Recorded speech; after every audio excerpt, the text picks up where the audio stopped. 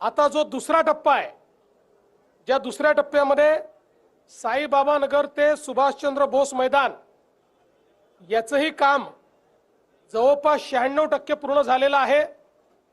काही critical parts राहिले असल्यामुळे आमचा प्रयत्न असेल की याच वर्षी त्याचे उद्घाटन हे झालं पाहिजे आणि त्यातनं जवळपास अजून 4.3 किलोमीटर ती मार्गिका असेल, ज्यात 4 स्थानकं असतील आणि त्याच्यामध्ये साईबाबा नगर, बेदेतिया नगर, शहीद भगतसिंग उद्यान आणि सुभाषचंद्र बोस उद्यान, म्हणजे एकूण आपण जर बघितलं तर पूर्णपणे मुंबई आणि मीरा भाईंदरला जोडण्याचं काम या मेट्रोच्या माध्यमातून होतंय। जवळपास 6,607 कोटी रुपये या संपूर्ण एकूण प्रकल्पाकरता लागणार आहे आणि विशेषतः ज्या प्रवासाकरता मिनिमम 1 तास आणि कधी कधी 2 तास लागतात, तो प्रवास